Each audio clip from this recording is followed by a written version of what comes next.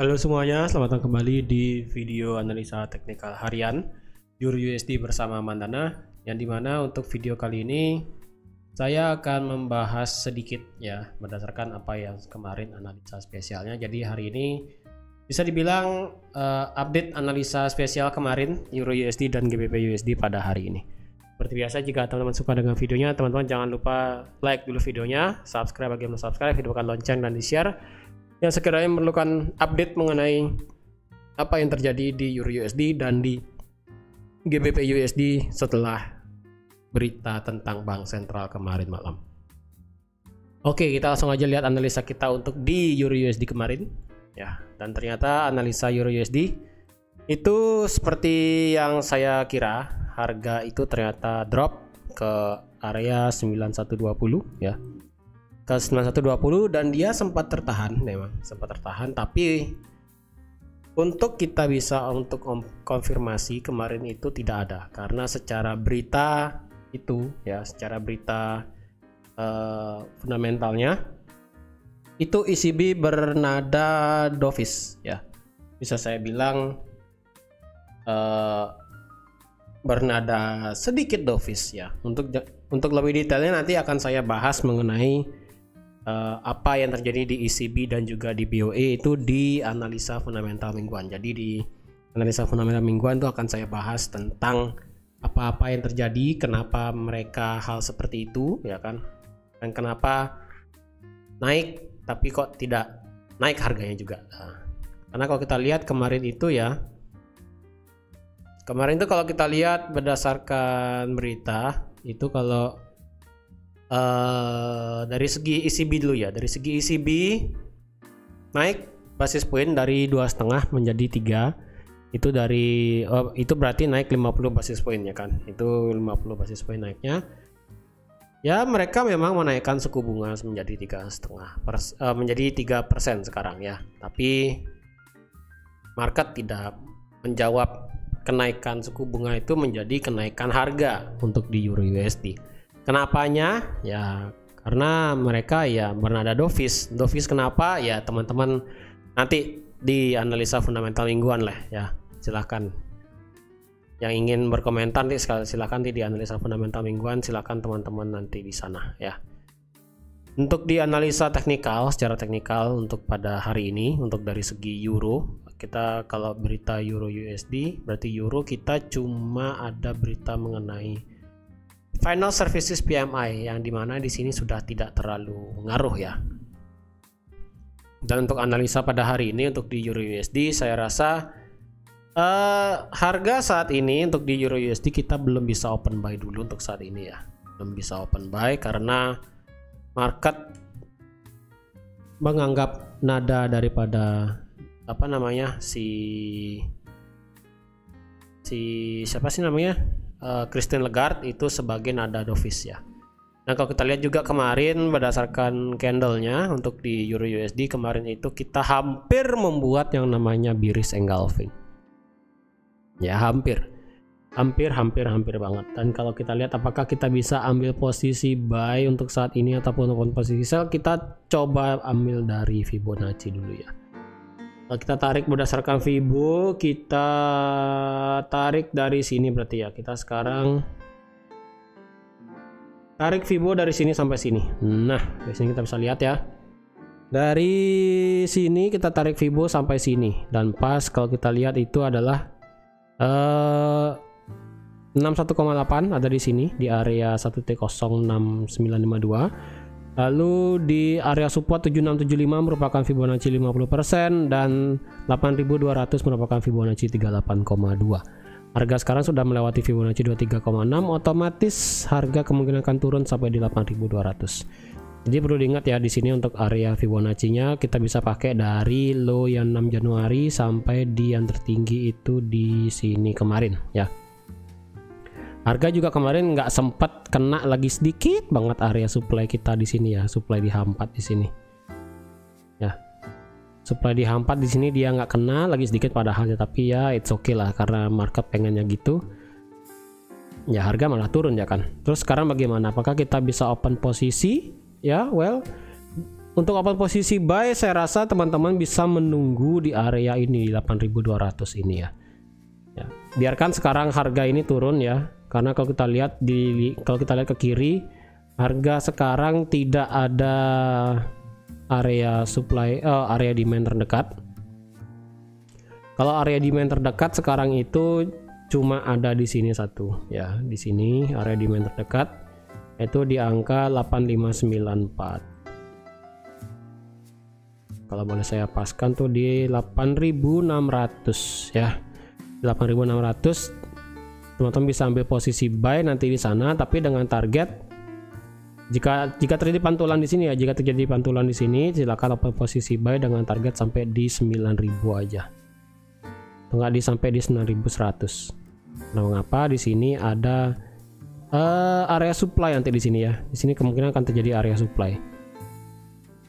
Dan di H1 jadi kalau dilihat jika di 8.600 kita tidak ada konfirmasi untuk open posisi buy, kita biarkan harga itu turun lagi sampai di 8.200, dan jika ada konfirmasi baru kita bisa open posisi buy dengan target di 8.600 ya. Jadi seperti ini.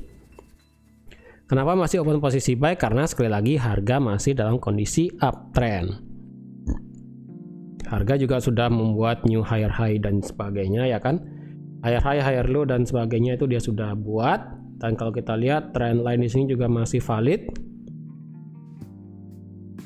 Ya, di sini juga ada trend line baru di sini. Ups. Iya, kita bisa trend line dari sini ya. Kita bisa pasang trend line dari sini sampai sini, yang dimana trend line di sini masih valid. Jadi otomatis jika dia ngebreak ngebreak 8.600, ini kan mepet nih 8.600 dengan dia punya demand terdekat dan juga trend line terdekat. Jadi jika dia berhasil mantul di area ini, kita bisa open posisi buy dengan target sampai di 9.000. Tapi jika dia ngebreak trend line di sini, maka kemungkinan harga akan mantul di 8.200 untuk meretest trend line di sini sebelum kemungkinan dia akan bergerak turun. Tetapi hati-hati ya, karena hari ini adalah hari NFP dan juga ada services PMI. Hati-hati untuk melihat data NFP pada hari ini ya. Kalau NFP pada hari ini hasilnya bagus untuk USD, otomatis Euro USD akan drop, dan dropnya kemungkinan dia bisa menghilangkan beberapa level support ataupun level demand. Dengan target dia bisa sampai di 7675 yang dimana merupakan 50% Fibonacci daily ya. Bisa sampai sini juga, sampai di 7675, bisa sampai sana, karena tergantung daripada berita nanti malam.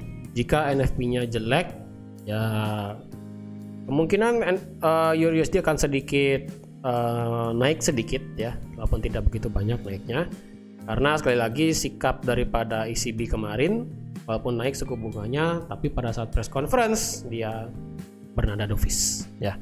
Jadi otomatis sikap dovish antara The Fed dan juga ECB, orang lebih prefer untuk memandang The Fed. Jadi otomatis orang lebih prefer untuk melihat USD daripada ECB untuk saat ini ya. Oke, jadi itu tadi untuk di Euro USD. Sekarang kita akan pindah ke GBP USD ya. Oke, seperti yang sudah saya bilang di GBP USD, kebiasaan market adalah jika harga itu bermain-main di area zona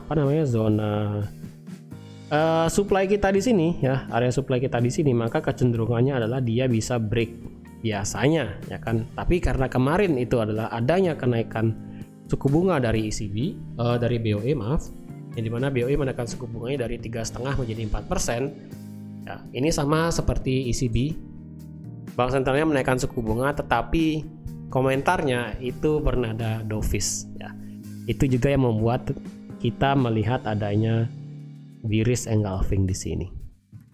Ya, jadi otomatis kita tidak bisa melihat ini.